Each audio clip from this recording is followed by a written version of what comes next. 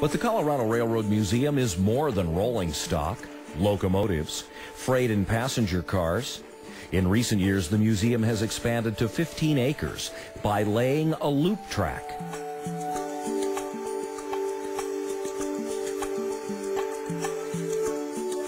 Constructing a 5-stall roundhouse.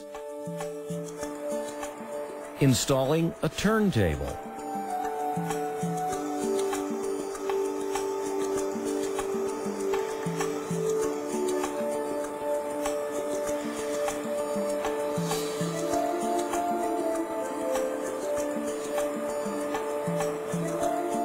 And building a vintage-looking water tower.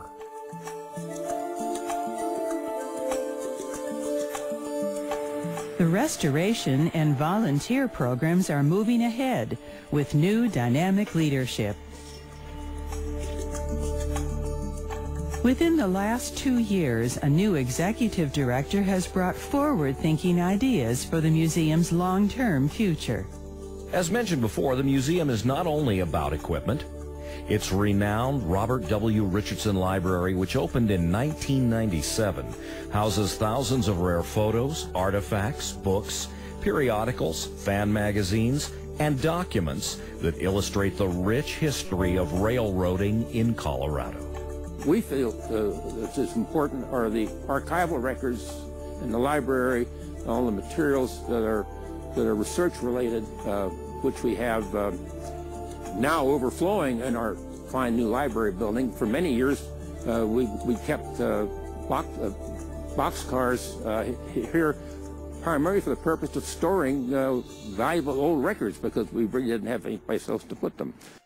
The gift shop, called the General Store, has recently been remodeled. It carries a varied line of railroad-themed gift items, including books and rail magazines. A new, improved website has been created to capture internet business and increase gift shop revenue. In recent years, new and changing exhibits have been featured downstairs.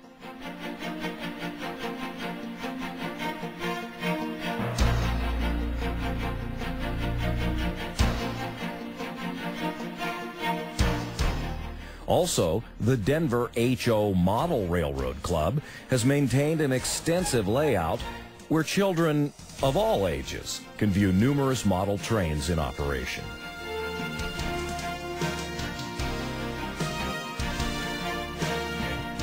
The landscaped grounds of the Denver Garden Railway Society's G-Scale exhibit have added a worthwhile attraction for museum visitors.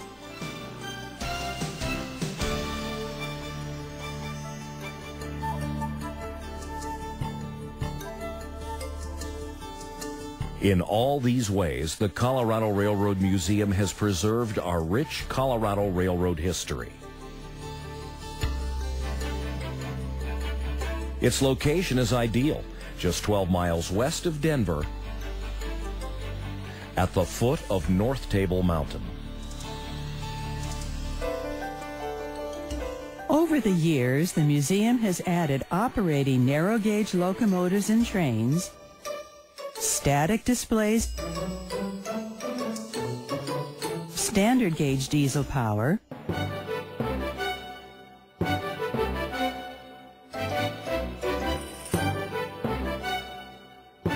interactive displays,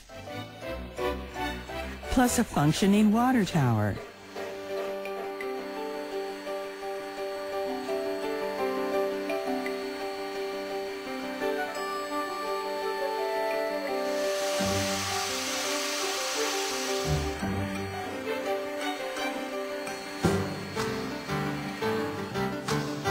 And it has built a working roundhouse and turntable.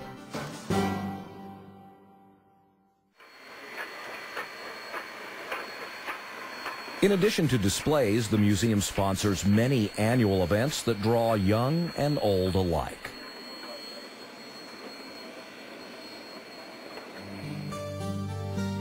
A Day Out with Thomas draws thousands of excited children, as do the Santa Claus specials. Other annual events include the Wine and Cheese Train, the Back to School, and Father's Day steam-ups. All of these events take a cadre of volunteers. Things have really changed since I first got down here. And of course, we're coming on the 50th anniversary of the museum here in Golden. We've had many changes. When Bob Richardson started this, I don't think he ever envisioned what it would finally become. We've gone from a half a loop of track, semicircle, where we used to have to go forward and then back up. But now, back about 8 years ago, 8 or 9 years ago, we completed a complete loop of track, and now we can run in one direction all the way down, as you'll notice that we're doing today. Also, in 2000, we completed a roundhouse that I think believe we're going by right now. There's really been a lot of changes since this was first started back in, I believe, in 1959. You don't have to be a rail fan to come out here and enjoy the history that we have to offer, to see how things used to be done. So the museum has really evolved over the years from just a very small special interest group to something that's of value to the whole community.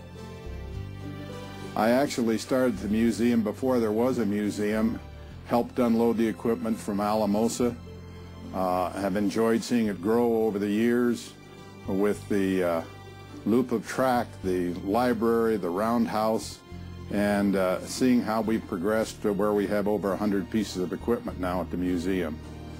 I think the museum's a great place to bring kids to enjoy and for people to learn what railroading was all about. The Colorado Railroad Museum has come a long way since Bob Richardson started it back in 1959, and we're very excited about the next 50 years and the direction that we're taking it to become very family-friendly, to become interactive, to become an important resource for the history of Colorado railroads. While the Colorado Railroad Museum had its origins in Alamosa, Colorado, it soon outgrew its location. There was some concern regarding local support, so Bob Richardson and Cornelius Houck instituted a search for a new location. Cornelius tells how it all happened 50 years ago. So we decided we'd better find a new place that was more supportive of a narrow gauge railroad museum. And with the help of some of our friends from the Rocky Mountain Railroad Club, we canvassed the Denver area, and we found a lot of likely sites which were much too expensive that we couldn't afford. But we did find the remnant of a 15-acre farm out here on West 44th Avenue, which seemed to be both within the budget, and it seemed to have the surroundings and the feeling that we wanted.